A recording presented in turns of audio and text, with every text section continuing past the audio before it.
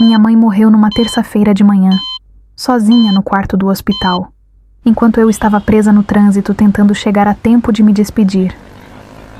Quando entrei no quarto, ela já tinha ido. Os olhos fechados, as mãos frias, o monitor sem sinal. A enfermeira me olhou com aquela expressão que todo mundo usa quando não sabe o que dizer, e eu só consegui ficar ali parada, segurando a bolsa, sentindo que tinha falhado até no fim. Eu me chamo Cristina, tenho 45 anos. Sou divorciada, trabalho com contabilidade numa empresa pequena, moro sozinha num apartamento que ainda não parece meu mesmo depois de 3 anos, e a relação que eu tinha com minha mãe sempre foi complicada. Não era ruim, era só vazia, como se a gente tivesse passado a vida inteira morando na mesma casa, mas vivendo em planetas diferentes. Minha mãe se chamava Eliane. Tinha 71 anos quando morreu. Viúva há 23. Professora aposentada de história. Mulher de poucas palavras, menos sorrisos ainda. Daquelas pessoas que parecem estar sempre carregando um peso invisível que ninguém mais consegue ver. Cresci achando que era assim que mães eram. Sérias. Distantes. Ocupadas demais com suas próprias coisas para se importar de verdade com o que acontecia comigo. Só quando fiquei adulta que percebi. Não era desinteresse. Era ausência. Como se uma parte dela tivesse ficado presa em algum lugar do passado e nunca tivesse voltado. A doença veio rápido. Câncer no pâncreas. Do diagnóstico até a morte foram menos de 4 meses. Ela recusou quimioterapia. Disse que não fazia sentido prolongar o inevitável. Eu tentei argumentar, implorei, chorei, mas ela só balançava a cabeça com aquele olhar cansado que eu conhecia tão bem e repetia: "Deixa eu ir em paz, Cristina. Por favor."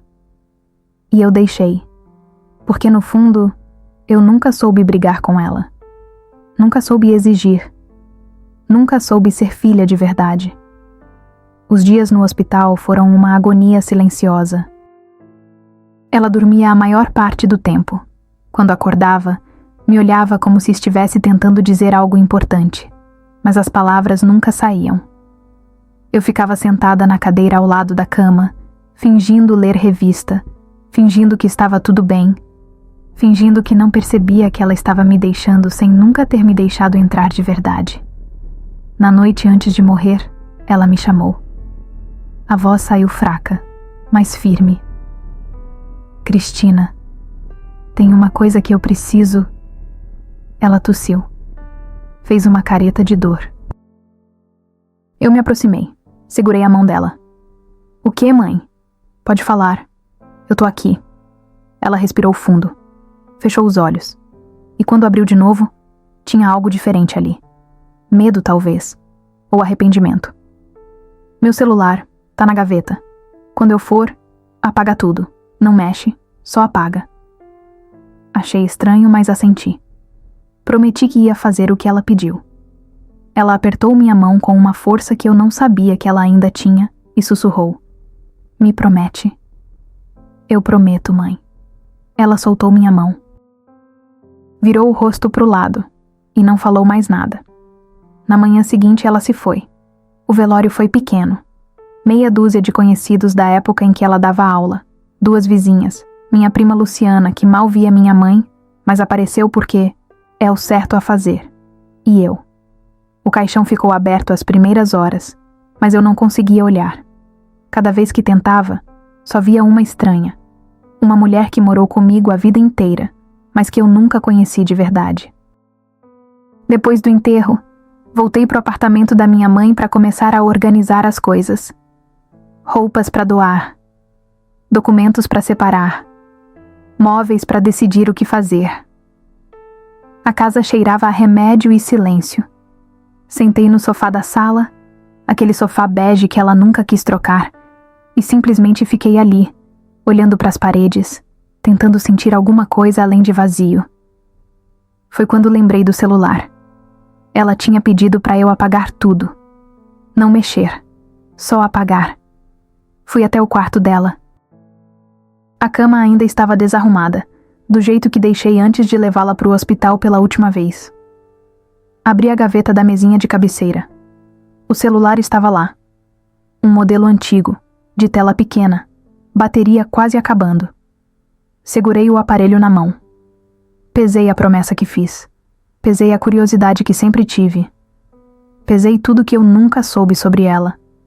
E resolvi ligar o celular antes de apagar. A tela acendeu devagar. Papel de parede padrão. Nenhuma foto. Nenhuma personalização. Tinha 3 aplicativos além dos que já vinham no telefone. WhatsApp, ligações e galeria. Nada mais. Como se ela tivesse medo de deixar rastros. Abri o WhatsApp. Poucas conversas. Eu, minha prima, a farmácia, o laboratório e um contato salvo apenas como M. Cliquei. A última mensagem era de 2 dias antes de ela morrer. Preciso te ver. É urgente. Enviada por ela. Mas não tinha resposta. Fiquei olhando para aquela mensagem. Quem era a M? Por que ela precisava ver essa pessoa? Por que era urgente? Rolei a conversa para cima. Poucas mensagens. A maioria recente. Mas tinha um áudio. Um áudio que ela tinha enviado há 3 semanas. Cliquei no play sem pensar. E a voz da minha mãe encheu o quarto vazio. Eu sei que você não quer mais falar comigo. Eu entendo. Mas eu preciso que você saiba que eu nunca quis que as coisas fossem assim. Eu fiz o que achei certo na época. Mas agora eu não tenho mais tempo. E tem coisas que a Cristina precisa saber. Coisas que eu deveria ter contado há muito tempo. Mas eu não posso contar. Só você pode. Por favor, não deixa ela descobrir do jeito errado. Ela merece saber a verdade sobre... O áudio cortou. Fiquei ali, parada, com o celular na mão, o coração batendo forte, o sangue gelando nas veias. Verdade sobre o quê? Quem era M? O que minha mãe escondia? E por que eu sentia que, ao ouvir aquele áudio, minha vida tinha acabado de mudar para sempre? Verdade sobre o quê? O áudio tinha cortado bem na parte mais importante.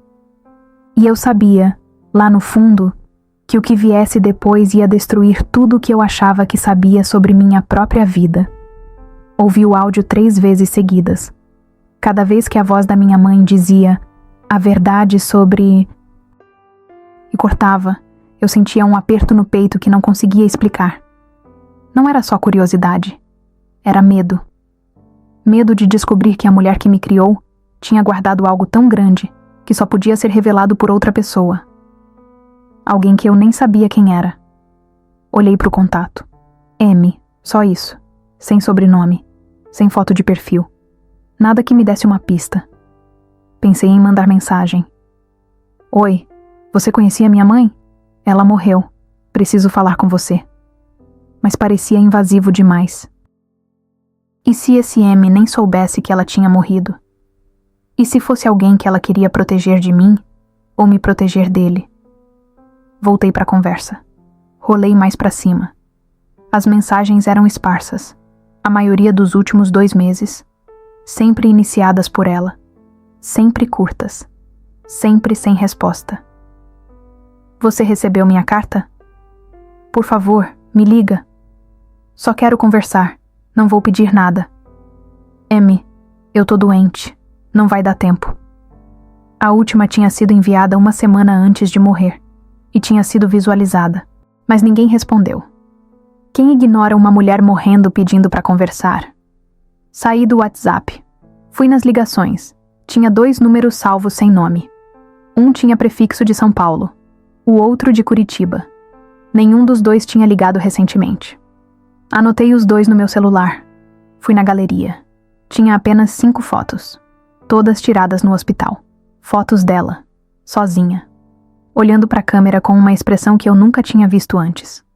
Não era tristeza, era despedida. Como se ela soubesse que aquelas seriam as últimas imagens dela. Como se estivesse deixando um registro de que existiu, de que esteve ali. A última foto era diferente. Não era dela.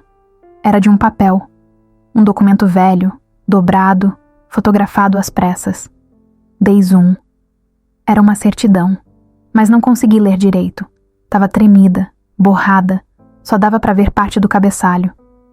Cartório de Registro Civil, Curitiba. Curitiba. Igual um dos números. Meu estômago revirou. Guardei o celular da minha mãe na bolsa. Olhei pro quarto dela. Aquele quarto que sempre foi território proibido quando eu era criança.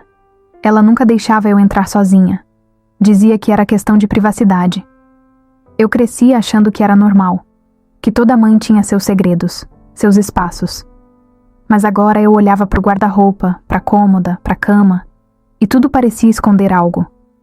Abri a primeira gaveta da cômoda. Roupas íntimas, bem dobradas, organizadas por cor, típico dela. Fechei. Abri a segunda. Mais roupas. Nada de diferente. Terceira gaveta, meias, lenços, um porta-joias pequeno com brincos simples e uma corrente de ouro que eu nunca vi ela usar. Abri o guarda-roupa. Roupas de professor, blusas de botão, calças sociais, 2 vestidos que ela usava em formaturas. No fundo, uma caixa de sapatos velha. Peguei, pesei. Tinha algo dentro. Abri. Não eram sapatos.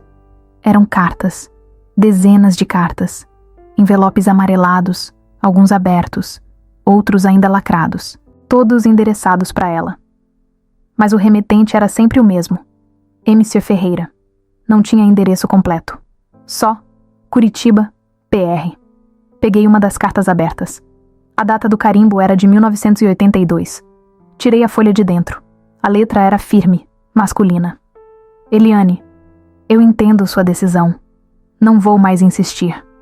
Mas saiba que isso não muda o que eu sinto. Não muda o que aconteceu. E não muda o fato de que, um dia, a verdade vai aparecer. E quando aparecer, você vai precisar explicar. Não pra mim. Pra ela. M. Pra ela. Pra mim. Li outras cartas. Todas parecidas. Todas falando de uma decisão. De algo que tinha acontecido. De uma verdade que precisava ser contada. Mas nenhuma explicava exatamente o que. A última carta da caixa era diferente. Não tinha data. Não tinha envelope. Era só uma folha de caderno, dobrada. Abri. Eliane, depois de 40 anos, você me procura. E ainda por cima, me pede para fazer o que você nunca teve coragem de fazer. Você acha que eu devo isso a você? Que eu devo isso a ela? Eu não devo nada. Mas eu vou pensar. Não por você. Por ela. Porque ela tem o direito de saber quem eu sou. E quem você realmente é. M. Sentei no chão. Encostei na cama. Fiquei olhando para as cartas espalhadas ao meu redor. Quem era esse homem? O que tinha acontecido há 40 anos? E por que minha mãe tinha guardado essas cartas a vida inteira? Foi quando meu celular tocou. Número desconhecido. Prefixo de Curitiba. Atendi sem pensar. Alô? Silêncio do outro lado. Só uma respiração. Pesada. Como se a pessoa estivesse decidindo se devia falar ou desligar. Alô? Quem é? A voz que respondeu era rouca, cansada, masculina. Você é a Cristina? Meu coração disparou. Sou? Quem tá falando? Mais silêncio. Sua mãe morreu, né? Morreu? Como você sabe? Eu tava esperando ela me ligar. Ela disse que ia ligar, mas não ligou. Aí eu imaginei. Quem é você? A voz tremeu. Meu nome é Marcos. Marcos Ferreira. E eu acho que eu sou seu pai. Meu pai? Meu pai morreu quando eu tinha 3 anos. Eu vi o atestado de óbito. Eu vi a foto no túmulo. Eu passei a vida inteira visitando aquele túmulo. E agora um homem do outro lado da linha estava me dizendo que tudo isso era mentira? Desliguei o telefone. Não consegui continuar ouvindo. Não consegui processar. Meu pai morreu. Eu sei que ele morreu. Eu tenho certeza. Minha mãe me levava no cemitério todo ano no aniversário dele. A gente colocava flores. Ela ficava em silêncio, de pé na frente do túmulo, e eu ficava do lado, sem entender por que ela nunca chorava. Só ficava ali, parada, como se estivesse cumprindo uma obrigação. O telefone tocou de novo. Mesmo número. Não atendi. Tocou mais 3 vezes. Na quarta, atendi. Não desliga de novo. Por favor. A voz do outro lado era firme agora. Não era súplica, era pedido. Eu sei que você tá confusa. Eu sei que parece loucura. Mas eu preciso que você me escute. Só 5 minutos. Depois, se você quiser, você apaga meu número e nunca mais fala comigo. Mas eu prometi pra sua mãe que se ela não conseguisse te contar, eu ia contar. E ela não conseguiu. Então agora sou eu. Respirei fundo. Tentei organizar os pensamentos. Tentei não gritar. Tentei não desligar de novo. Fala. Seu pai não morreu. O homem que sua mãe te disse que era seu pai, ele morreu sim. Mas ele não era seu pai. Ele era o marido dela. Mas não era seu pai biológico. Eu sou. Senti minhas pernas fraquejarem. Sentei no chão de novo. Encostei na parede. Isso não faz sentido. Eu sei. Mas é verdade. Sua mãe e eu, a gente teve um relacionamento antes dela casar. Foi rápido, foi intenso e foi escondido, porque eu era casado. E ela tinha acabado de conhecer Rogério. E quando ela descobriu que estava grávida, ela entrou em pânico. Eu ofereci largar tudo. Largar minha esposa. Assumir você. Mas ela não quis. Disse que não ia destruir 2 famílias. Que ia casar com Rogério e criar você como filha dele. E foi o que ela fez. E ele sabia? Sabia. Sempre soube. Mas ele te amava. Ele aceitou. E ela me pediu pra sumir. Pra nunca aparecer. Pra nunca procurar. E eu aceitei. Porque eu achei que era o melhor pra você. Fiquei em silêncio. Não tinha palavras. Não tinha reação. Só conseguia ouvir. Mas aí ele morreu. E eu pensei que ela ia me chamar. Que ela ia me deixar fazer parte da sua vida. Mas ela não deixou. Continuou me mantendo longe. E eu respeitei. Porque ela disse que você estava bem. Que você não precisava de mim. Que seria pior para você descobrir. E por que você tá me contando isso agora? Porque ela me pediu. 3 meses atrás. Ela me ligou. Disse que estava doente. Que não ia durar muito. E que você tinha o direito de saber. Mas ela não conseguiu te contar. Tentou várias vezes. Mas não conseguiu. E me pediu para eu fazer isso, depois que ela morresse. Senti lágrimas escorrendo pelo rosto. Nem percebi quando começaram. Você tem prova? Tenho. Posso te mostrar, se você quiser. Mas não por telefone, pessoalmente. Eu não sei se eu quero te ver. Eu entendo, mas tem mais uma coisa que você precisa saber. Meu estômago embrulhou. O quê? Você tem um irmão. O mundo parou. O quê? Eu tive outro filho. Com minha esposa. 2 anos depois de você nascer. Ele se chama Rafael. Tem 43 anos. E ele não sabe que você existe. Assim como você não sabia que ele existe. Encostei a cabeça na parede. Fechei os olhos. Tentei respirar. Tentei não desabar. Sua mãe queria que vocês se conhecessem. Ela disse que vocês mereciam ter essa chance. E que ela tinha tirado isso de vocês a vida inteira por medo. E que agora que ela estava morrendo, ela queria consertar isso.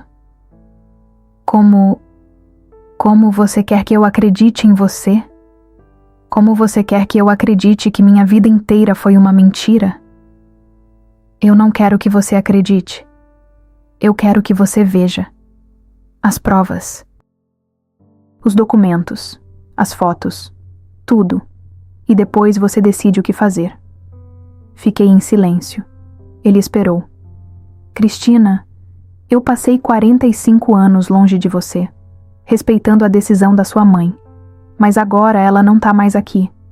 E eu não quero passar o resto da minha vida me arrependendo de não ter tentado, de não ter te conhecido, de não ter sido pai, mesmo que tarde, mesmo que você me odeie. Eu preciso tentar. Soltei o ar que estava segurando. Onde você quer me encontrar? Ele hesitou. Como se não acreditasse que eu tinha aceitado. Você pode vir para Curitiba? Eu pago a passagem. Eu pago o hotel. Você não precisa ficar na minha casa.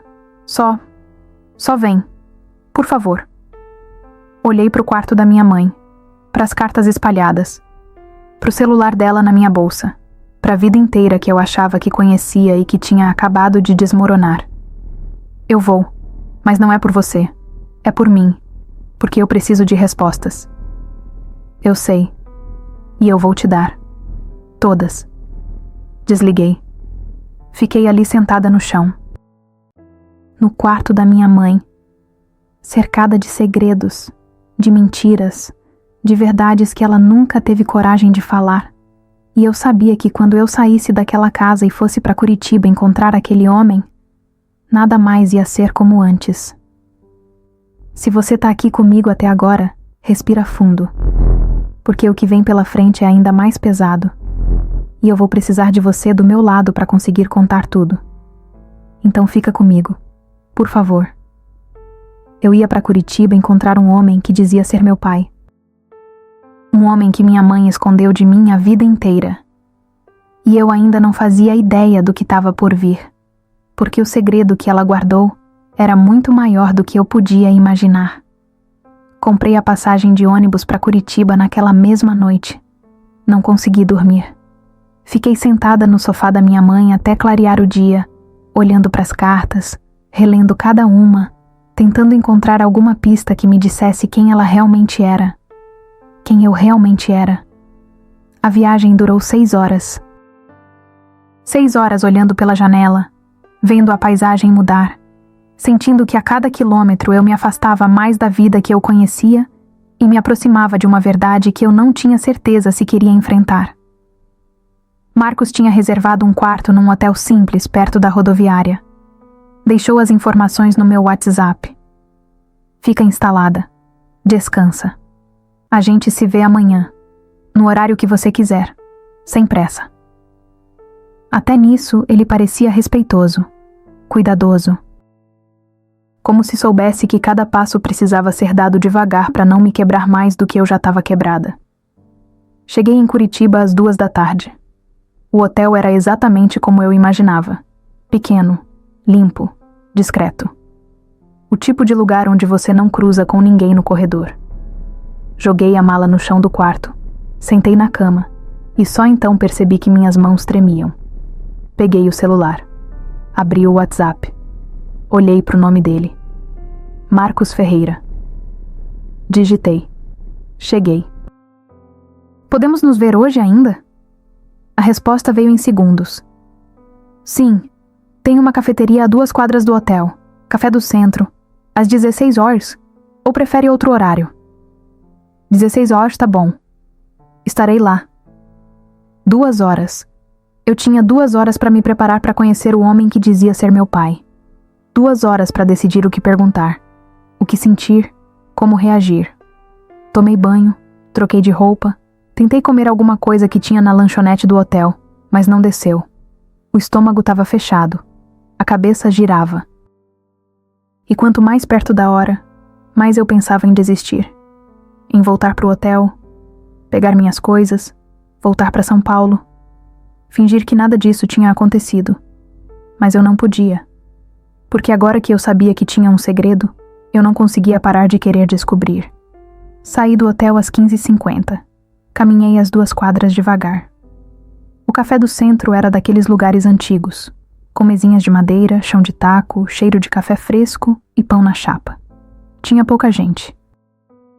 Um casal de idosos no canto, 2 mulheres conversando perto da janela, e um homem sozinho, sentado numa mesa no fundo, de costas para a porta. Quando entrei, ele virou a cabeça, e eu soube que era ele. Não sei explicar como, mas eu soube. Ele se levantou devagar, alto, magro, cabelo grisalho, óculos de armação fina, camisa social azul clara, calça jeans, mãos nos bolsos, como se não soubesse o que fazer com elas. Fiquei parada na porta. Ele deu um passo na minha direção. Parou. Esperou. Respirei fundo. Caminhei até ele. Cristina. A voz era a mesma do telefone. Rouca, cansada. Mas ao vivo tinha algo mais. Tinha emoção. Sou eu. Ele ficou me olhando, como se estivesse tentando gravar cada detalhe, como se tivesse esperado a vida inteira por aquele momento. Obrigado por ter vindo. Eu não tinha certeza se você viria. Eu também não. Sentamos. Ele pediu café. Eu pedi água. Nenhum dos dois falou por alguns segundos. O silêncio era pesado, carregado. Ele foi o primeiro a quebrar. Você é igualzinha a ela, quando era jovem. Não sei porquê, mas aquilo me irritou. Eu não vim aqui para ouvir que eu pareço com ela. Eu vim para ouvir a verdade. Ele assentiu. Baixou os olhos. Mexeu na xícara de café. Desculpa. Você tem razão. Respirou fundo. Juntou coragem. Eu conheci sua mãe em 1978. Eu tinha 25 anos. Era casado há 3. Trabalhava como engenheiro numa construtora. Minha esposa, Sandra, era professora. A gente morava aqui em Curitiba. Não tínhamos filhos ainda. A vida era tranquila. Normal. Até que minha empresa me mandou para São Paulo por 6 meses. Um projeto grande. E foi lá que eu conheci ela. Ele pausou. Olhou para mim. Como se quisesse ter certeza de que eu estava pronta para ouvir. Ela trabalhava na secretaria do prédio onde eu ia todos os dias. A gente se cumprimentava, trocava boas conversas. E aí um dia eu a convidei para tomar um café. Ela aceitou. E foi rápido demais. Foi errado. Eu sabia que era errado. Mas aconteceu. Você traiu sua esposa. Ele não desviou o olhar. Sim, eu traí. E sua mãe? Ela estava conhecendo alguém na época. Um homem chamado Rogério. Eles tinham acabado de começar a namorar. Mas ela também se envolveu comigo. E foi intenso. Foi real. Pelo menos pra mim, foi. E quando ela descobriu que estava grávida? Ela entrou em pânico. Me ligou. Disse que não sabia o que fazer. Eu ofereci assumir tudo. Disse que ia contar pra Sandra. Que ia me separar. Que a gente podia ficar juntos. Criar você juntos. Mas ela não quis. Disse que não ia ser a responsável por destruir minha família. E que Rogério tinha pedido ela em casamento. E que ele não precisava saber. Mas ele soube. Ela contou pra ele, antes de aceitar o pedido. Disse que estava grávida de outro homem, mas que ia ter o bebê. E que se ele quisesse casar com ela mesmo assim, ela aceitava. E ele aceitou. Ele te registrou como filha dele. Te criou como filha dele. E te amou como filha dele. Senti as lágrimas voltarem. Mas segurei. E você? Você simplesmente aceitou? Eu não queria. Mas ela me pediu. Me implorou. Disse que era o melhor para você. Que você ia ter uma família. Um pai presente. Uma vida normal. E que se eu aparecesse ia estragar tudo. Então eu voltei para Curitiba. Voltei para Sandra. E tentei esquecer. Mas você não esqueceu? Não, eu não esqueci. E ela também não. A gente trocou cartas durante anos. Eu perguntava como você estava. Ela mandava fotos escondido. Contava das coisas que você fazia. Da escola, dos amigos, de tudo. Mas ela nunca me deixou te ver. Nunca me deixou fazer parte da sua vida. E quando Rogério morreu? Eu pensei que ela ia me chamar, mas ela não chamou. Disse que você tinha 22 anos, que já era adulta, que ia ser pior ainda contar a verdade naquele momento. Então eu respeitei, de novo. Ele olhou para mim, e pela primeira vez eu vi lágrimas nos olhos dele. Cristina, eu não fui pai. Eu sei disso. Eu não te vi crescer. Não te ensinei a andar. Não te levei na escola. Não te consolei quando você chorava. Eu não estava lá. E eu vou carregar essa culpa pro resto da vida. Mas eu preciso que você saiba. Não passou um dia que eu não pensei em você. Não passou um dia que eu não quis saber se você estava bem, se você era feliz, se você precisava de mim. Limpei as lágrimas do rosto com as costas da mão. E o meu irmão? Você foi pai dele? Ele fechou os olhos. Respirou fundo. Fui. Rafael nasceu 2 anos depois de você. E eu tentei. Tentei ser o pai que eu não pude ser pra você. Mas a culpa sempre esteve ali. Sandra nunca soube de você. Até hoje ela não sabe. E Rafael cresceu achando que era filho único. E agora você quer o quê? Que eu conheça ele? Que eu destrua a família dele do mesmo jeito que você e minha mãe destruíram a minha? Não. Eu não quero destruir nada. Mas sua mãe, ela achava que vocês mereciam se conhecer. Que vocês mereciam ter a chance de serem irmãos. Mesmo que tarde, mesmo que complicado. Ela disse que tirou isso de vocês a vida inteira e que antes de morrer, ela queria consertar. Consertar? Ri sem vontade. Como você conserta 45 anos de mentira? Ele não respondeu, porque não tinha resposta. Ficamos em silêncio. O café dele esfriou. Minha água continuou intocada. Do lado de fora, a tarde virou noite. As pessoas passavam na rua. A vida continuava, como se nada tivesse mudado. Mas para mim, tudo tinha mudado. Você trouxe as provas? Ele assentiu. Pegou uma pasta de couro que estava encostada na cadeira ao lado. Colocou em cima da mesa. Abriu devagar. Eu trouxe tudo. Cartas, fotos, documentos. E um exame de DNA que eu fiz há 3 anos. Sua mãe mandou um fio de cabelo seu escondido. Ela queria ter certeza. E eu também. Olhei para a pasta, para as folhas, para as provas da minha vida que eu nunca soube que existiam. E deu positivo. Deu 99,9% de compatibilidade. Você é minha filha, Cristina, biologicamente. Não tem dúvida. Senti um peso descer sobre mim. Como se até aquele momento eu tivesse guardado uma esperança minúscula de que tudo aquilo fosse mentira. Um engano. Um mal entendido. Mas não era. Era real. E agora eu não podia mais fingir que não era. Posso levar isso comigo? Pode. É seu. Tudo é seu. Fechei a pasta. Segurei com as 2 mãos. Como se fosse frágil. Como se fosse quebrar. E o Rafael? Ele sabe que eu existo? Não. Ainda não. Você vai contar pra ele? Só se você quiser conhecer. Se você não quiser, eu respeito. Mas sua mãe queria muito que vocês se conhecessem. Ela dizia que vocês tinham muito em comum, que vocês iam se dar bem, e que ela tinha tirado isso de vocês por medo, e que agora ela queria dar essa chance. Olhei pra ele. Pro homem que era meu pai, mas que eu não conhecia. Que tinha passado 45 anos me vendo de longe, escondido, em silêncio. E que agora estava ali, na minha frente, tentando consertar o que nunca deveria ter sido quebrado. Eu preciso pensar. Eu sei. Leva o tempo que precisar. Levantei da cadeira. Peguei a pasta. Ele ficou sentado, olhando para mim como se quisesse gravar aquele momento. Como se fosse a última vez que ia me ver. Marcos. Ele olhou para cima. Obrigada. Por ter respeitado o que ela quis.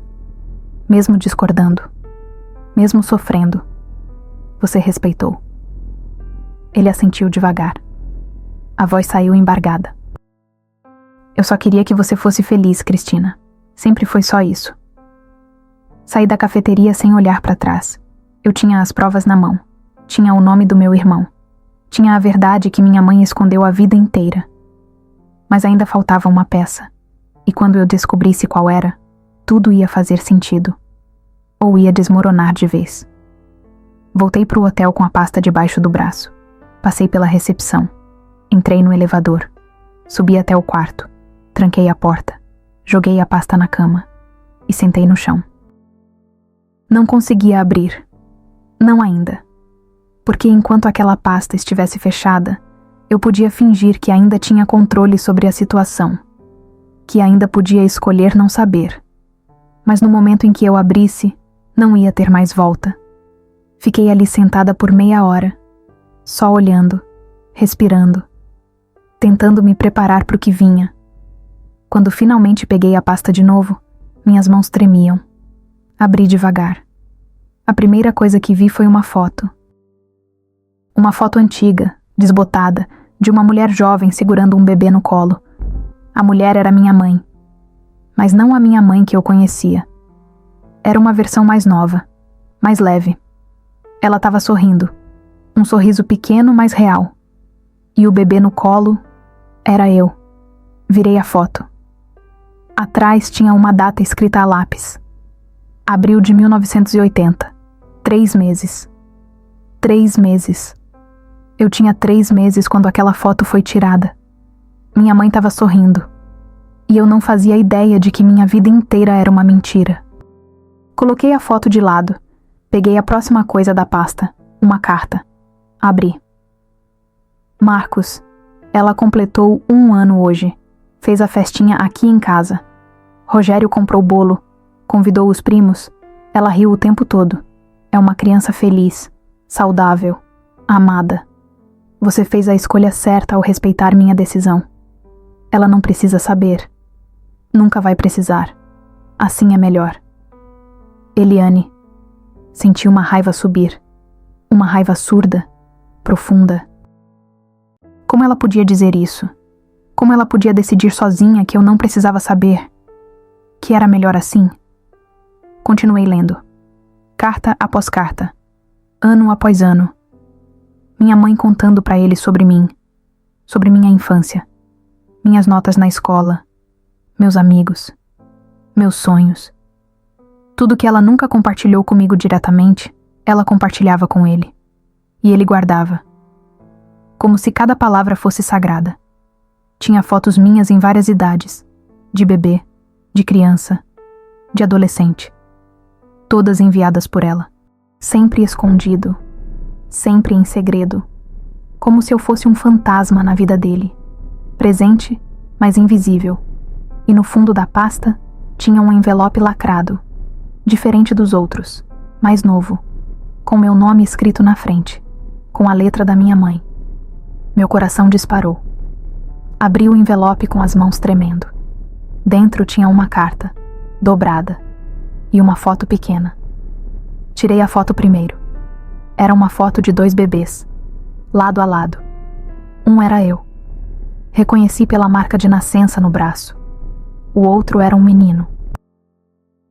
Com os mesmos olhos, o mesmo formato de rosto. Irmãos. Virei a foto. Atrás estava escrito: Cristina e Rafael, 1982. Rafael, meu irmão. Eu tinha conhecido ele. Eu tinha visto ele quando bebê. E não lembrava. Porque eu também era bebê. E ninguém nunca me contou. Desdoblei a carta. A letra era trêmula, recente, escrita por uma mãe morrendo. Minha filha, se você está lendo isso, é porque eu não tive coragem de te contar pessoalmente. E eu me odeio por isso. Mas o medo sempre foi maior que a coragem. Eu sei que você deve estar com raiva, confusa, sentindo que sua vida inteira foi mentira. E eu entendo. Mas eu preciso que você saiba. Tudo que eu fiz porque achei que era o melhor para você. Eu não queria que você crescesse sendo a filha do erro, a filha da traição. Eu queria que você crescesse amada, segura, normal. Rogério te amou como filha, de verdade. Ele sabia que você não era dele biologicamente, mas ele nunca ligou. Ele te escolheu. E isso é maior que sangue. Marcos também te ama. Sempre amou. Eu não deixei ele se aproximar porque tinha medo. Medo de que você descobrisse. Medo de que você me odiasse. Medo de perder você. E acabei perdendo do mesmo jeito, não é? Porque nunca fomos próximas. Nunca fomos mãe e filha de verdade. E a culpa é minha. Tem uma coisa que eu nunca contei pra ninguém, nem pro Marcos, nem pro Rogério. Só eu sei, e agora você vai saber. Quando você tinha 2 anos, eu levei você pra conhecer o Rafael. Escondi do Rogério. Disse que ia visitar uma amiga, mas na verdade fui até Curitiba. Encontrei com Sandra, a esposa do Marcos, em um parque. Ela não sabia quem eu era. Não sabia que você era filha dele. Ela só sabia que eu era uma conhecida de trabalho dele que estava de passagem pela cidade. Coloquei você e o Rafael para brincarem juntos. Vocês tinham a mesma idade. Vocês riram, se olharam, se tocaram. Como se soubessem. Como se o sangue reconhecesse sangue. E foi naquele dia que eu decidi. Vocês nunca iam se conhecer de verdade, porque se conhecessem, a mentira ia desmoronar. E eu não estava pronta para isso. Mas agora eu tô morrendo, e eu não posso morrer levando isso comigo. Então eu pedi pro Marcos te contar, e te dar essa carta, e te dar a chance de conhecer seu irmão. Se você quiser. Rafael é um bom homem, assim como o Marcos, assim como o Rogério foi. Você foi cercada de bons homens a vida inteira, filha. Homens que te amaram, mesmo de longe. Mesmo sem você saber. Eu sei que você vai demorar para me perdoar. Ou talvez nunca me perdoe. E eu aceito. Mas eu queria que você soubesse. Eu sempre te amei. Do meu jeito torto. Do meu jeito errado. Mas sempre te amei. Peço perdão por tudo que eu não fui. Por tudo que eu escondi. Por tudo que eu tirei de você. E peço que você dê uma chance pro Rafael. Ele merece ter uma irmã. E você merece ter um irmão. Com todo o amor que eu nunca soube demonstrar. Sua mãe, Eliane. Dobrei a carta devagar. Coloquei de volta no envelope. E chorei. Chorei tudo que eu não tinha chorado no velório. Tudo que eu não tinha chorado no hospital. Tudo que eu tinha guardado a vida inteira. Chorei pela mãe que eu nunca tive. Pelo pai que eu perdi sem saber. Pelo irmão que eu não conhecia. Por uma vida inteira construída em cima de silêncios e mentiras bem intencionadas. E quando não tinha mais lágrimas, peguei meu celular. Abri o WhatsApp. Procurei o contato do Marcos. E digitei. Eu quero conhecer o Rafael. Eu ia conhecer meu irmão. Mas antes, precisava descobrir uma última coisa. Por que minha mãe tinha esperado até estar morrendo para consertar isso? O que ela tinha tanto medo que eu descobrisse? Porque eu sentia que ainda faltava algo. Uma peça final. E quando eu descobrisse, tudo ia mudar de novo. A resposta do Marcos veio em menos de 5 minutos. Obrigado. Você não vai se arrepender. Posso falar com ele amanhã? Pode. Mas eu quero estar presente quando você contar pra ele. Tem certeza? Tenho. Ele merece saber a verdade olhando nos meus olhos. Não por telefone. Não por mensagem. Pessoalmente. Então vamos fazer assim. Amanhã à tarde. Na minha casa. Eu vou preparar ele antes. Dizer que tenho algo importante pra contar. E você aparece. Tudo bem? Tudo bem. Desliguei o celular. Olhei pro teto do quarto. E pela primeira vez em dias, senti algo parecido com alívio. Como se finalmente as peças estivessem começando a se encaixar. Como se o buraco na minha história tivesse começando a ser preenchido. Mas ainda tinha algo me incomodando. Algo que a carta da minha mãe tinha tocado de leve, mas não tinha explicado direito. Por que ela tinha esperado até estar morrendo? Por que não contou quando o Rogério morreu? Por que não contou quando eu fiquei adulta? Por que guardar esse segredo até o último segundo? Voltei para a pasta. Revirei tudo de novo. Procurei alguma coisa que eu pudesse ter perdido. Alguma pista. Alguma explicação. Foi quando vi, no fundo da pasta, embaixo de tudo, um pedaço de papel dobrado. pequeno, quase invisível. Abri. Era uma anotação, escrita com pressa, com a letra do Marcos. Eliane me ligou em março. Disse que precisava contar a verdade para Cristina antes de morrer. Perguntei por que agora. Por que não antes? Ela disse: porque eu acabei de descobrir que o Rafael tá doente, e ele pode precisar de um transplante. E a única compatibilidade possível é com a irmã que ele não sabe que tem. Senti o sangue gelar. Rafael estava doente. Minha mãe não tinha contado a verdade por remorso. Tinha contado porque meu irmão precisava de mim. Literalmente. Biologicamente. Tudo fazia sentido agora. A urgência, o desespero, as mensagens pro Marcos, o áudio cortado, a verdade sobre por que ela finalmente tinha decidido contar. Não era para consertar o passado, era para salvar o futuro. O futuro do filho do homem que ela tinha amado. O irmão que eu não conhecia, mas que dividia o mesmo sangue que eu. Peguei o celular de novo, liguei pro Marcos. Ele atendeu no primeiro toque. Cristina, aconteceu alguma coisa? O Rafael tá doente? Silêncio do outro lado. Marcos, responde. Ele suspirou. Tá, ele tá. Descobriu há 6 meses. Leucemia. Tá fazendo tratamento. Mas os médicos disseram que se não melhorar, ele vai precisar de um transplante de medula. E eu e Sandra não somos compatíveis.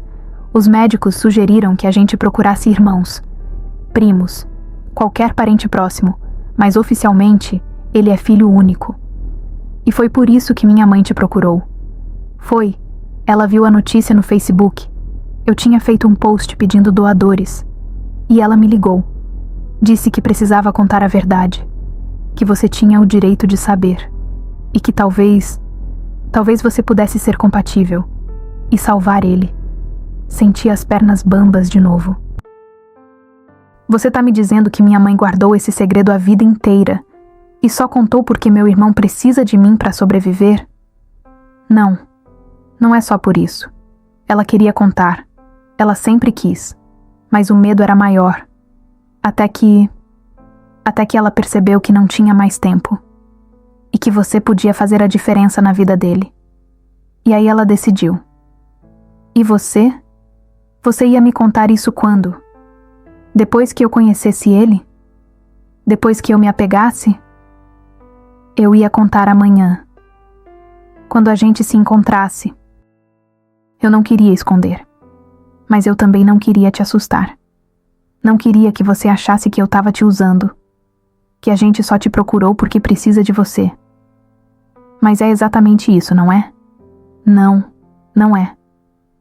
Cristina, eu te procurei porque você é minha filha. Porque eu passei 45 anos querendo te conhecer. O Rafael tá doente, sim. E seria incrível se você fosse compatível. Mas mesmo que não seja, eu ainda quero que você faça parte da minha vida. E da vida dele. Porque você é nossa família. Fiquei em silêncio, processando, tentando separar o que era verdade do que era conveniência.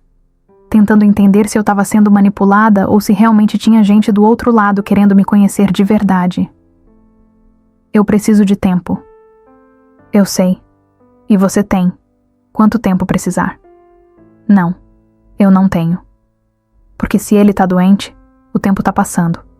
E se eu puder ajudar, eu preciso saber logo. Então, o que você quer fazer?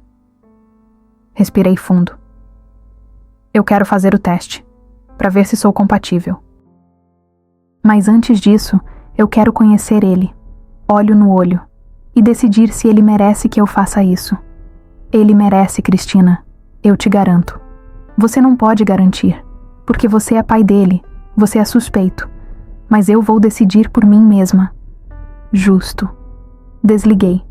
Sentei na cama. Olhei para a pasta cheia de provas, para a foto de 2 bebês que um dia brincaram juntos sem saber que eram irmãos, para a carta de uma mãe que morreu antes de ter coragem de contar a verdade. E percebi, minha vida nunca mais ia ser a mesma, porque no dia seguinte eu ia conhecer meu irmão, Ia olhar nos olhos dele. Ia decidir se o sangue que a gente dividia era suficiente para me fazer querer salvá-lo. E a resposta para essa pergunta, eu ainda não sabia qual era. Minha mãe não tinha morrido em paz. Tinha morrido com medo. Medo de que eu descobrisse que ela só contou a verdade porque meu irmão precisava de mim para sobreviver. E agora eu estava a um dia de conhecer esse irmão. E de decidir se ele valia a pena. Se essa família que eu nunca tive valia a pena. Se eu era capaz de perdoar. Ou se ia fazer o que minha mãe fez a vida inteira. Guardar tudo dentro e seguir em frente sozinha. Não dormi naquela noite. Fiquei deitada na cama do hotel, olhando para o teto, pensando em tudo que podia dar errado no dia seguinte. E se Rafael me odiasse? E se ele achasse que eu era uma oportunista? E se ele não quisesse minha ajuda? E se eu não fosse compatível e tudo isso fosse em vão? Às 7 da manhã, desisti de tentar dormir. Tomei banho, me arrumei. Tentei comer alguma coisa no café do hotel, mas o estômago continuava fechado. Tudo que eu conseguia fazer era olhar para o celular. Esperar a mensagem do Marcos. Esperar a hora de ir. A mensagem chegou às 10 da manhã. Conversei com Rafael. Disse que tinha uma pessoa importante que ele precisava conhecer. Ele ficou curioso. Estamos te esperando. Endereço, Rua das Flores, 342. Apartamento 501. Pode vir quando quiser. Peguei um táxi. Dei o endereço. Durante os 20 minutos de viagem, meu coração batia tão forte que eu achei que o motorista ia ouvir. Quando chegamos no prédio, paguei correndo, desci do carro e fiquei parada na calçada, olhando para a porta de entrada. Era um prédio simples, classe média, porteiro na guarita. Interfone na entrada. O tipo de lugar onde famílias normais moram. Famílias que não têm segredos. Famílias que não escondem irmãos. Respirei fundo. Toquei o interfone. A voz do Marcos respondeu. Cristina? Sou eu. Sobe, 5º andar. A porta destravou. Entrei. O elevador estava vazio. Apertei o botão do 5º andar. Enquanto subia, olhei para o meu reflexo no espelho do elevador. Tentei ver se conseguia enxergar o Rafael em mim. Os mesmos olhos, o mesmo rosto, o mesmo sangue. Quando o elevador parou, as portas se abriram. E lá no fim do corredor, a porta do apartamento 501 já estava aberta. Marcos estava parado no batente. E do lado dele, um homem mais jovem, alto, cabelo escuro, magro demais, pele pálida. Os efeitos da quimioterapia eram visíveis. Rafael, meu irmão. Caminhei até eles devagar. Marcos deu um passo para o lado. Deixou a gente cara a cara. Rafael me olhou de cima a baixo. Como se estivesse tentando resolver um quebra-cabeça. Tentando entender quem eu era. Por que eu estava ali. O que eu tinha a ver com ele. Oi, eu disse, e minha voz saiu mais fraca do que eu queria. Oi, ele respondeu. A voz era rouca, cansada, mas tinha algo mais. Tinha confusão. Desculpa, mas... Eu te conheço de algum lugar? Marcos colocou a mão no ombro dele. Rafael, vamos entrar. Tem uma conversa que a gente precisa ter. E é melhor você sentar. Rafael olhou para o pai. Depois para mim. E assentiu devagar. Entramos. A sala era pequena, mas aconchegante. Sofá bege. Televisão desligada. Fotos de família na estante. Fotos de Rafael criança. Rafael adolescente. Rafael formando na faculdade. Uma vida inteira registrada. Uma vida onde eu não existia. Sentamos. Eu no sofá. Rafael na poltrona. Marcos ficou de pé, encostado na parede, como se precisasse de apoio para conseguir falar. Rafael, eu tenho uma coisa para te contar. E vai ser difícil de ouvir. Mas é importante, muito importante. Rafael cruzou os braços, já desconfiado. Pai, você tá me assustando. Marcos olhou para mim, como se pedisse permissão. Assenti com a cabeça. Ele respirou fundo. Você tem uma irmã. O silêncio que seguiu foi ensurdecedor. Rafael ficou me olhando. Depois olhou para o pai. Depois para mim de novo. Como se esperasse que alguém dissesse que era piada. O quê? Você tem uma irmã. Biológica. Essa moça aqui. A Cristina. Rafael soltou uma risada sem graça. Não. Não, isso não faz sentido. Eu sou filho único. Sempre fui. Ele parou. Olhou para mim de novo. Realmente olhou. E algo clicou. Algo no fundo dos olhos dele reconheceu algo em mim. Pai, o que você tá dizendo? Marcos contou tudo, desde o começo. O affair com minha mãe, a gravidez, a decisão dela, o acordo, os anos de silêncio, as cartas, as fotos, o exame de DNA, tudo. Rafael ouviu sem interromper, mas eu via a expressão dele mudando a cada frase. Descrença, raiva, confusão, dor. E quando Marcos terminou, Rafael simplesmente ficou ali sentado, olhando para o chão, processando. Você teve um caso, teve uma filha, e escondeu de mim a vida inteira. Eu não escondi por mal, Você escondeu. Simples assim. Rafael levantou. Começou a andar de um lado para o outro. E a mãe? Ela sabe? Não. Ela nunca soube. Então você mentiu para ela também. Eu tentei proteger todo mundo. Tentei fazer o que achei certo. Certo? Rafael soltou outra risada amarga. Pai, eu tô morrendo. Eu tô fazendo químio há 6 meses. E você acha que esse era o momento certo de soltar uma bomba dessas? Foi quando ele olhou para mim. Realmente me viu pela primeira vez. Você sabia? Você sempre soube? Balancei a cabeça. Não, descobri semana passada, quando minha mãe morreu. Ele piscou. Sua mãe, ela morreu? Sim, câncer. Ela guardou esse segredo até o fim. E só contou porque ela descobriu que você estava doente. Rafael sentou de novo. Passou as mãos pelo rosto. Então ela me conhecia? Ela sabia de mim? Sabia. E ela queria que a gente se conhecesse, antes de morrer. Porque você pode precisar de mim. Ele franziu a testa. Como assim?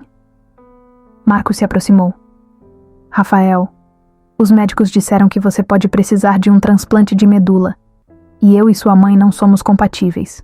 Mas a Cristina, ela é sua irmã. E existe uma chance de ela ser compatível. Rafael ficou me encarando. E eu vi quando caiu a ficha. Quando ele entendeu por que eu estava ali, porque tudo tinha sido revelado justamente agora. Vocês só me contaram porque precisam de mim. Dei um passo na direção dele. Não é isso. É exatamente isso. Ele se levantou de novo. Você aparece aqui dizendo que é minha irmã, mas na verdade só veio porque eu posso precisar do seu sangue. É isso, né? Rafael, por favor. Não. Ele balançou a cabeça. Eu não quero. Eu não preciso de irmã nenhuma. Eu passei 43 anos sem você. Vou passar o resto sem você também. E saiu da sala. Bateu a porta do quarto. E me deixou ali, parada no meio da sala, sentindo que tinha acabado de perder algo que eu nunca tinha tido.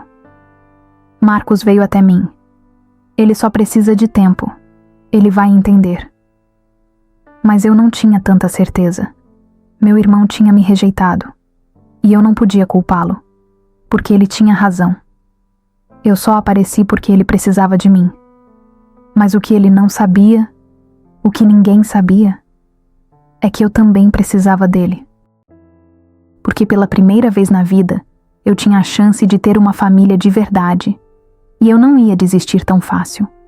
Fiquei mais 2 horas na casa do Marcos. Ele tentava me consolar. Dizia que o Rafael sempre foi cabeça quente, que ele ia esfriar a cabeça e voltar a conversar. Mas eu via no olhar dele. Ele também estava assustado. Assustado de ter perdido o filho. Assustado de ter perdido a mim. Quando saí de lá, não voltei pro hotel. Andei pelas ruas de Curitiba sem destino. Precisava pensar. Precisava processar. Precisava entender o que eu realmente queria.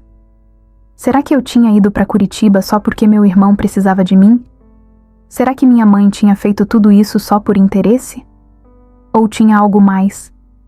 Algo maior? Parei numa praça. Sentei num banco. Peguei o celular. Abri as fotos. Rolei até encontrar a foto que eu tinha tirado da carta da minha mãe. Li de novo. Cada palavra. Cada vírgula. E foi ali, naquele banco, no meio de uma cidade que não era minha, que eu finalmente entendi. Minha mãe não tinha contado a verdade só porque o Rafael estava doente. Ela tinha contado porque ela tinha percebido, tarde demais, que o silêncio machuca mais que a verdade, que uma família construída em cima de mentiras nunca vai ser completa. E ela queria me dar a chance de ter o que ela nunca teve: honestidade. Voltei pro hotel, tomei banho, deitei na cama. E quando achei que finalmente ia conseguir dormir, meu celular vibrou. Era uma mensagem, de um número que eu não conhecia. Oi, é o Rafael. Meu pai me deu seu número. Desculpa por mais cedo. Eu fui um idiota. Posso te ligar? Meu coração disparou. Digitei rápido. Pode. O telefone tocou segundos depois. Alô? Oi, sou eu. A voz dele era diferente agora. Mais calma, mais cansada. Desculpa pelo jeito que eu te tratei. Não foi justo. Você não tem culpa de nada disso. Eu entendo. Deve ter sido um choque. Foi. Mas não é desculpa. Você também tá passando por isso. E eu fui egoísta.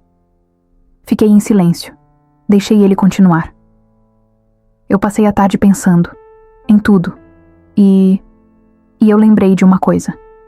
Quando eu era criança, minha mãe me contou que eu tinha conhecido uma menina quando era bebê. Num parque. Ela disse que a gente brincou junto. E que eu fiquei chorando quando a menina foi embora. Nunca entendi por que ela contava isso. Mas agora faz sentido. Senti um nó na garganta. Éramos nós. Éramos nós. E nem a gente sabia. Ficamos em silêncio. Mas era um silêncio diferente. Não era desconfortável. Era reconhecimento.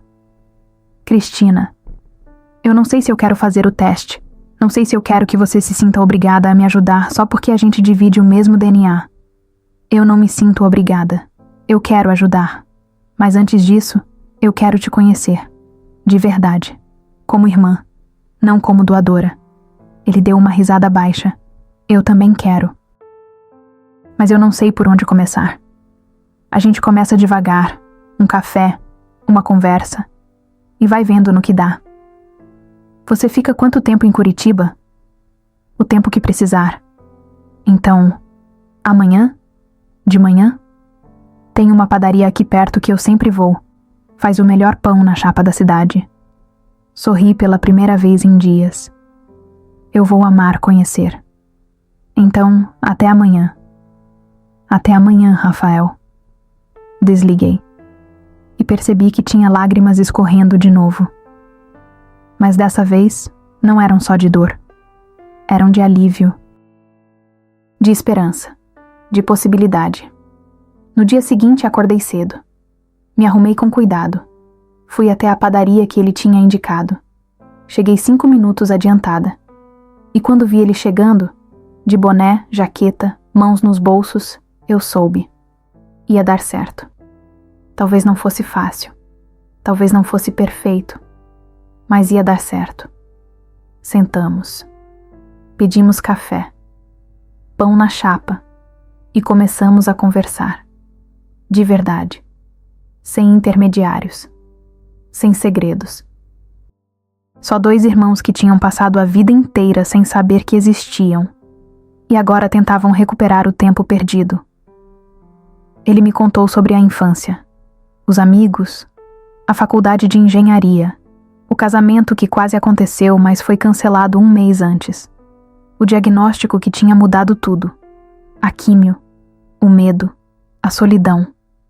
Eu contei sobre meu divórcio, sobre a relação distante com minha mãe, sobre crescer achando que meu pai era um homem que mal me conheceu, sobre a descoberta, sobre a carta, sobre estar ali, naquele momento, tentando encaixar as peças de uma vida que eu nunca soube que era incompleta. E quando terminamos, quando o café esfriou e o pão acabou, Rafael me olhou e disse: "Eu vou fazer o teste, não porque eu preciso, mas porque eu quero saber. Eu quero saber se a gente é compatível. E se for, eu quero que você me ajude. Não por obrigação, mas porque você quer. Porque a gente é família." Segurei a mão dele. "A gente é. E eu vou te ajudar. De qualquer jeito. Compatível ou não. Porque agora que eu te conheci, não quero mais te perder." Ele apertou minha mão de volta. E foi ali, naquela padaria pequena de Curitiba, que eu finalmente senti o que é ter um irmão. O que é fazer parte de algo maior que você mesma. O que é família de verdade. Fizemos o teste de compatibilidade 3 dias depois. E enquanto esperávamos o resultado, passamos cada minuto juntos, conhecendo um ao outro, construindo o que deveríamos ter construído a vida inteira. Mas no fundo, eu sabia. Se o teste desse negativo, tudo ia desmoronar de novo, porque o medo dele era real, e o meu também. O resultado saiu 1 semana depois. Marcos me ligou às 8 da manhã. Eu ainda estava no hotel, prestes a fazer check-out, prestes a voltar para São Paulo, porque não dava mais para ficar. O trabalho precisava de mim. A vida precisava continuar. "Cristina, o resultado saiu." Meu coração parou. E... Ele ficou em silêncio por um segundo que pareceu uma eternidade. "Você é compatível. 98% de compatibilidade. É quase um milagre." Sentei na cama. Soltei o ar que eu nem sabia que estava segurando. "Ele já sabe?" "Ainda não. Eu queria falar com você primeiro, para ter certeza de que você ainda quer fazer isso." "Eu quero. Pode marcar o que precisar. Eu volto para cá quando for necessário." "Cristina, obrigado, de coração. Você tá salvando meu filho." "Não, eu tô salvando meu irmão." Desliguei. Olhei pro quarto vazio, pras malas arrumadas, pra vida que eu tinha deixado em São Paulo e que agora parecia tão distante, tão pequena, tão sem sentido. Peguei o celular de novo. Liguei pro Rafael. Oi, você já sabe?" "Sei. Meu pai acabou de me ligar." "E?" Ele demorou pra responder. E quando respondeu, a voz estava embargada. "E eu não sei o que dizer. Eu não sei como agradecer." "Você não precisa agradecer. A gente é irmão. É isso que irmãos fazem. Mas a gente mal se conhece. Então vamos usar o tempo que a gente tem para mudar isso." Ele soltou uma risada chorosa. "Você parece com ela, sabia?" "Com quem?" "Com sua mãe. Meu pai me mostrou fotos antigas. Você tem o jeito dela, firme, decidida, mas com um coração enorme." Senti as lágrimas virem. "Obrigada por dizer isso." "Cristina, você vai ficar aqui em Curitiba até o transplante?" "Não, preciso voltar para São Paulo, resolver algumas coisas. Mas eu volto. Quando for hora, eu volto." "Promete?" "Prometo." Voltei para São Paulo no dia seguinte, mas voltei diferente. Voltei com um irmão, com um pai, com uma história que finalmente fazia sentido, e com uma mãe que, mesmo morta, tinha conseguido me dar o maior presente que ela podia: a verdade. O transplante aconteceu 2 meses depois. Foi bem sucedido. Rafael reagiu bem. E pela primeira vez em 1 ano, os médicos falaram com otimismo. Falaram em remissão, em cura, em futuro. Fiquei com ele durante toda a recuperação. Marcos e Sandra também. E foi estranho estar ali, fazendo parte de uma família que eu nunca tive. Mas também foi bom, foi certo. Sandra descobriu a verdade. Marcos contou. Ela chorou, ficou com raiva. Mas no final, ela me abraçou e disse: "Obrigada por salvar meu filho, mesmo não sendo obrigada." E eu respondi: "Ele é meu irmão. Eu sempre vou estar aqui." Minha mãe tinha morrido guardando um segredo, mas esse segredo, no final, tinha me dado uma família, tinha me dado um irmão, tinha me dado um propósito. E agora, enquanto eu via Rafael se recuperando, sorrindo, vivendo, eu finalmente entendia por que ela tinha feito o que fez. Não era perfeito, não era certo, mas era humano. E às vezes é só isso que a gente consegue ser. Quando cheguei de volta em casa, era como se o mundo ainda estivesse girando em outra velocidade. As luzes da rua pareciam mais silenciosas, o portão mais pesado, a chave mais fria entre meus dedos. Eu não sabia se estava voltando para o mesmo lugar de onde saí. No fundo, eu sabia que não estava.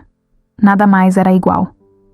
Fechei a porta devagar, encostei a testa na madeira e soltei o ar que eu estava segurando há horas. Foi ali, naquele silêncio da minha própria sala, que percebi que a história da minha vida tinha sido reescrita. E não por mim, por ela, pela minha mãe, pela mulher que me criou do jeito que conseguiu, pela mulher que escondia um amor torto, cheio de falhas, mas ainda assim, amor. Sentei no sofá com o celular na mão. Aquele mesmo celular onde tudo começou. O som da respiração dela no áudio parecia mais vivo agora. Como se eu pudesse sentir o peso de cada segredo que ela carregou sozinha. E pela primeira vez, eu não senti raiva. Senti pena. Senti uma tristeza profunda pela mulher que ela foi e pela solidão que ela carregou até o fim. Lembrei do meu irmão, do jeito como ele me olhou quando entrou no quarto do hospital. A mistura de surpresa, medo, reconhecimento. Não sei como não percebi antes. Não sei como eu consegui passar a vida inteira sem imaginar que alguém andava pela mesma cidade carregando metade da minha história no sangue. Peguei o celular e, hesitando, escrevi uma mensagem simples. "Chegou bem?" Apaguei. "Parece bobo." Escrevi de novo. "A gente precisa conversar, quando você puder." Enviei antes que minha coragem me abandonasse. Me levantei e fui até a cozinha. Toquei nos objetos como se tudo ali fosse parte de outra vida. Minha mãe cozinhando em silêncio. Meu pai assistindo TV sem entender a distância dela. Eu tentando preencher espaços que nunca foram explicados. Era tudo fragmento. Tudo peça solta. Agora, de repente, fazia sentido. A sensação era estranha, libertadora e dolorosa ao mesmo tempo. Eu me sentia como se tivesse recebido um mapa antigo, com rasuras e caminhos interrompidos. Mas enfim, eu podia ver a trilha completa. Meu celular vibrou. Era ele. "Cheguei. Podemos conversar amanhã." "Quero te ver de novo." Meu coração apertou. Era uma mensagem simples, mas tinha algo nela. Um cuidado que eu nunca recebi de ninguém além dos meus pais. Era diferente. Era real. Respirei fundo e sentei à mesa. A mesma mesa onde minha mãe tomava café todas as manhãs. Onde ela guardava segredos nos olhares vazios. Onde ela tentava fingir que nada nunca tinha acontecido. E onde agora eu finalmente podia sentar como alguém que sabia toda a verdade. Passei a mão pela superfície gasta da madeira. Senti falta dela. Não daquela mulher dura e fechada, mas da mulher que eu finalmente entendia. Eu queria ter dito a ela que eu estava bem, que eu não a odiava, que eu queria ter sido adulta o suficiente, cedo o suficiente, para perceber que ela não era fria, era ferida, e que feridas antigas criam silêncios que ninguém entende. Me levantei e fui até o quarto dela. Abri devagar, como se ela ainda estivesse lá dentro, esperando para me perguntar se eu queria jantar. O cheiro dela ainda estava no ar. Um perfume leve, misturado com sabão neutro, e uma saudade que arde. Sentei na beira da cama e finalmente deixei as lágrimas caírem. Não era desespero. Era luto. Era amor atrasado. Era o tipo de dor que vem quando a gente entende alguém tarde demais. Peguei o celular, entrei nos áudios salvos e apertei play. A voz dela preencheu o quarto escuro. E pela primeira vez, eu ouvi sem medo. Ouvi sem raiva. Ouvi como filha. Quando o áudio acabou, eu fechei os olhos e sussurrei. Eu estou aqui, mãe. Eu ouvi. E eu entendi. E pela primeira vez desde que tudo começou, eu senti que ela não estava tão longe assim. Na manhã seguinte, acordei antes mesmo do despertador. O sol ainda nem tinha tocado a janela, mas havia uma claridade diferente dentro de mim. Aquela sensação estranha de que algo grande tinha mudado e que eu precisava caminhar, de algum jeito, na direção certa. Era como se cada pedaço da minha história tivesse finalmente se encaixado, mesmo que ainda doesse olhar para alguns deles. Preparei café quase no automático. O cheiro me trouxe uma memória tão simples que doeu. Minha mãe sentada na mesa, mexendo o açúcar com a colher de alumínio, fazendo aquele barulhinho repetitivo. Eu nunca tinha prestado atenção em como aquele som fazia parte da minha rotina. Só percebi agora, com a ausência dela se espalhando pela casa. O celular vibrou. Era meu irmão. Posso passar aí hoje? Meu peito apertou. Não de medo, mas de um sentimento novo. Uma mistura de curiosidade, afeto e uma estranha sensação de pertencimento. Respondi apenas: pode, vou estar aqui. Passei a manhã arrumando a casa, mas não era por ele, era por mim. Era como se eu estivesse organizando não só as coisas físicas, mas também meu mundo interno, separando o que precisava ficar do que já tinha feito seu papel. Cada detalhe, cada objeto da minha mãe parecia ter outro significado agora. Quando a campainha tocou, meu coração acelerou. Abri a porta e ele estava lá, simples, meio inseguro, com aquela expressão misturada de quem também não sabia exatamente como agir. Mas havia algo nos olhos dele. Um reconhecimento silencioso, quase familiar. Entra, falei abrindo espaço. Ele entrou devagar, observando tudo como se estivesse entrando em uma parte da própria história. E pela primeira vez, eu entendi. Ele também estava perdido. Ele também tinha buracos na infância, medos antigos, silêncios que nunca foram explicados. Sentamos à mesa. Por alguns segundos ficamos em silêncio. Aquele silêncio estranho, mas não desconfortável. Era um silêncio que dizia: eu também tô tentando entender. Eu ouvi o áudio dela, falei. E agora eu entendo muita coisa. Ele assentiu devagar. Eu também ouvi, respondeu. Antes de você. E eu não sabia se devia te procurar, se ia atrapalhar sua vida, se ia machucar mais. A forma como ele disse machucar me atingiu fundo. Ele carregava a mesma dúvida que eu sempre carreguei sobre a minha mãe. A de ser um peso, de incomodar, de atrapalhar. Você não atrapalha, respondi, mais rápido do que eu pretendia. Na verdade, é a primeira vez que eu sinto que alguma coisa faz sentido. Ele respirou fundo, aliviado. Falamos sobre a mãe dele, sobre o pai que nos conectava, sobre a infância que vivemos separados, sem saber que tínhamos uma linha invisível amarrando o destino dos dois. Ele me contou de medos, de dúvidas, de coisas que o pai dizia e que ele nunca entendeu. E aos poucos, aquele estranhamento inicial virou uma sensação de encaixe.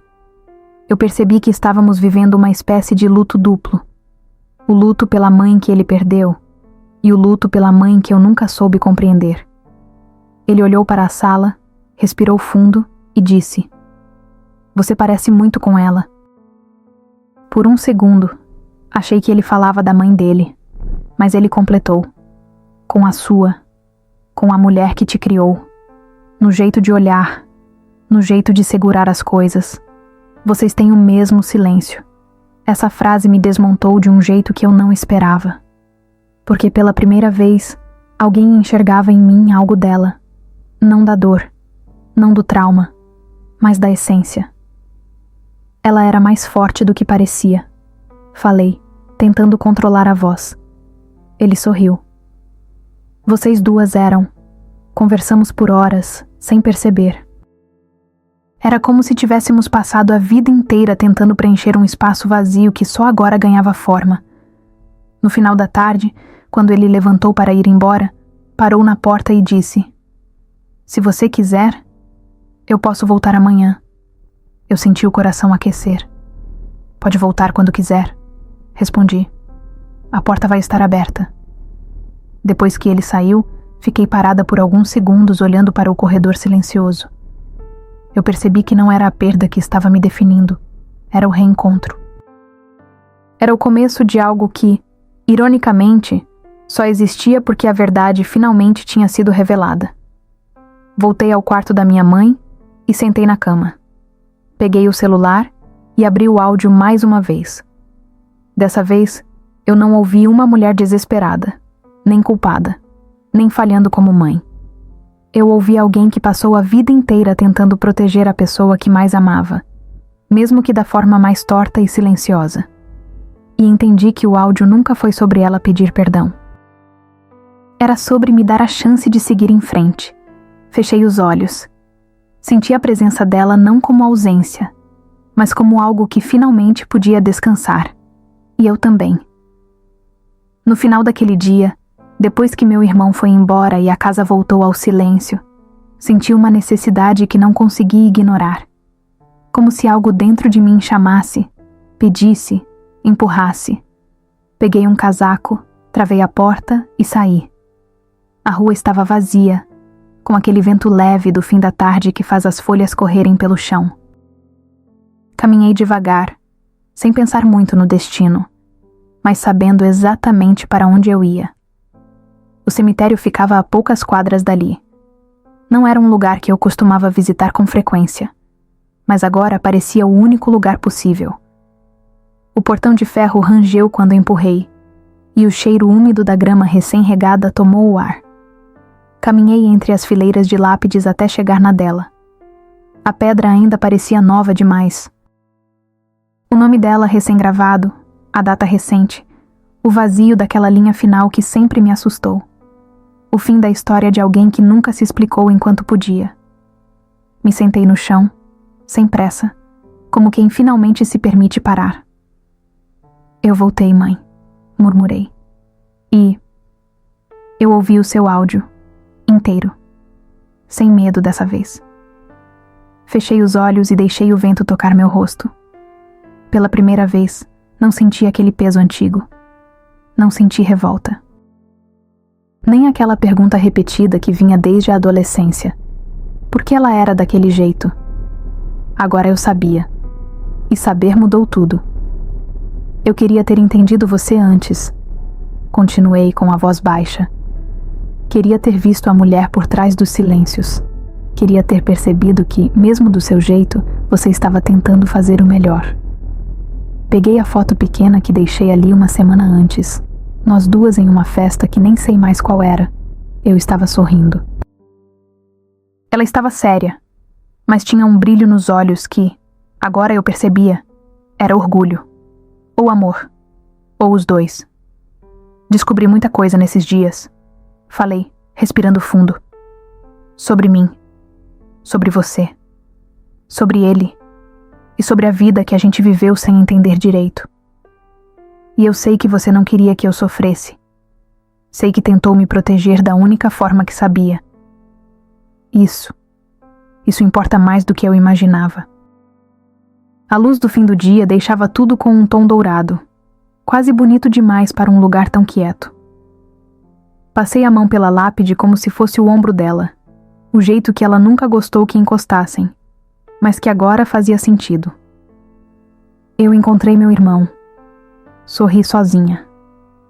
Você devia ter visto. Ele parecia tão perdido quanto eu, mas tinha algo nele. Uma gentileza que eu reconheci de algum lugar. Acho que, no fundo, você sabia que esse encontro ia acontecer. E talvez por isso tenha gravado aquele áudio. Talvez tenha sido a sua forma de abrir a porta, mesmo depois de ir embora. Fiquei em silêncio por um tempo, só ouvindo o som distante dos carros, o vento batendo nas folhas, o mundo continuando sem pressa. Era estranho perceber que mesmo depois da revelação, eu não estava sozinha. Não mais. Eu não sei como vai ser daqui pra frente. Admiti. Mas, pela primeira vez, eu sinto que não estou andando sem chão. Sinto que posso seguir. Sinto que posso te perdoar. E posso me perdoar também. Respirei fundo, deixando o ar entrar como se limpasse tudo por dentro. A dor estava ali, claro, mas tinha espaço ao lado dela agora. Espaço para outras coisas, para novas memórias, para um futuro que fazia sentido. Me levantei devagar, limpei a calça da poeira e toquei na pedra uma última vez. Obrigada, mãe, sussurrei. Pelo que você conseguiu ser, pelo que você tentou ser. E, por me deixar, mesmo depois de tudo, algo que abriu a porta para a minha verdade. A noite começava a cair. O céu ficava azul escuro, e as luzes do cemitério acendiam, uma por uma. A rua estava mais silenciosa do que antes quando saí, mas meu peito... Não.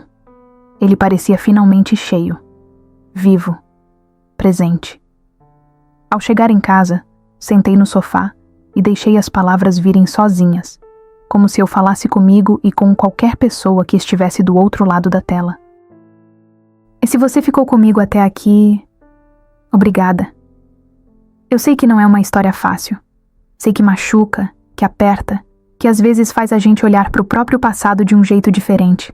Mas, se quiser continuar ouvindo histórias assim, histórias que não são perfeitas, mas são reais, eu te convido a ficar, a se inscrever no canal, a caminhar comigo. É um gesto simples, mas que faz essa jornada ser menos solitária. De verdade. Obrigada pela sua companhia. Encostei a cabeça no encosto do sofá e fechei os olhos. A vida não tinha ficado mais leve, mas tinha ficado mais minha.